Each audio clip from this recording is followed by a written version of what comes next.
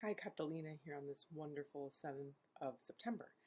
I caught the Department of Ed memo about the targeted student loan program and the extension. It had a little more details in the previous videos that I put out, so I would love to update you all if you don't mind. The first thing that stuck out in this memo, beyond obviously, again, a overview, $10,000 of overall forgiveness for those who make under $125,000 as a single person, $250 as a married couple, and of course, if you're a Pell Grant recipient, you receive $20,000 of debt.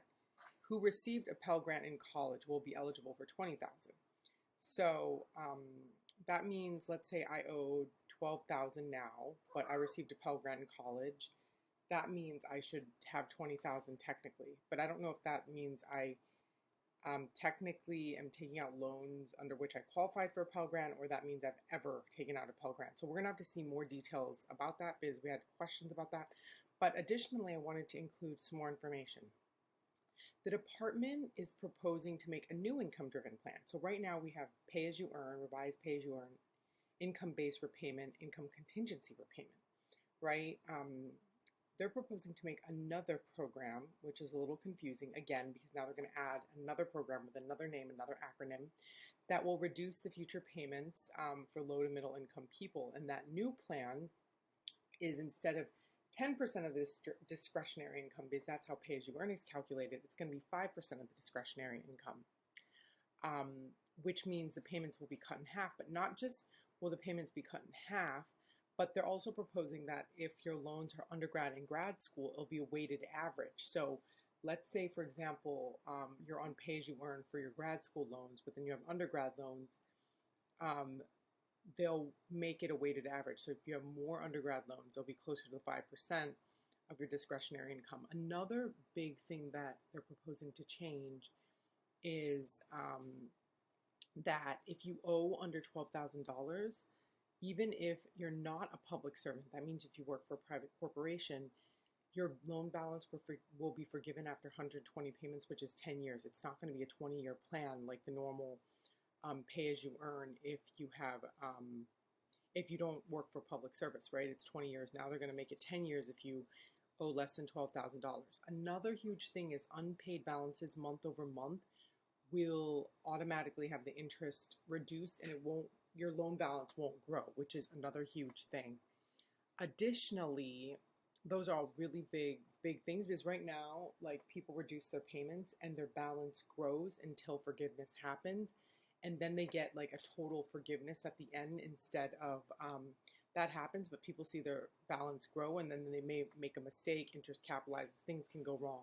So now the interest will no longer accrue, and that means people's balances won't grow. That's a huge part of this new plan, which people like me who know the details of this plan, this is a really, really huge deal. And then lastly, they're going to change what is considered discretionary income, which means they're going to make less of a person's salary be considered discretionary. Before, anything under the poverty line was considered discretionary income.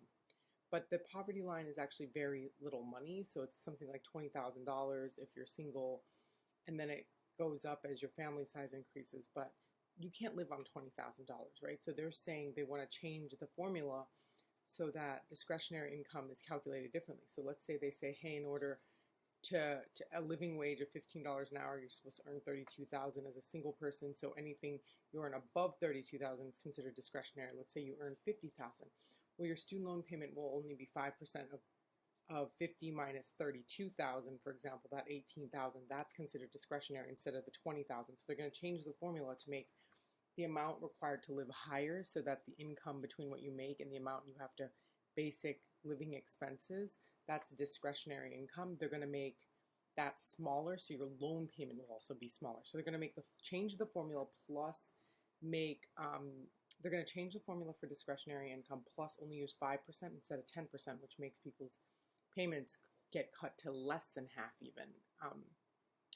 So that's a really interesting news about the new payment plan. There's still details about the forgiveness we don't know yet, like how is it going to be applied. Of course, October is when the application comes out, and people have until December 31st of 2023 to apply for complete forgiveness. And of course, we're here to support that and help people enroll in that to get complete forgiveness. And of course, the memo has like statements by Biden and Harris on their commitment that education should secure a brighter future and not hold you back, basically.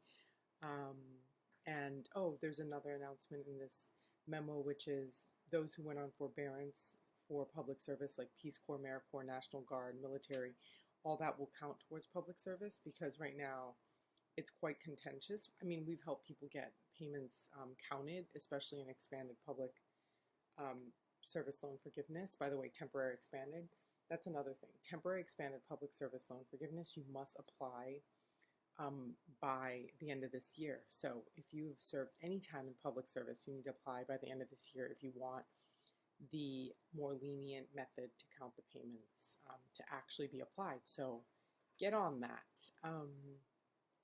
But outside of that, we will continue to release more program details. And in the description of this video, I will include the press release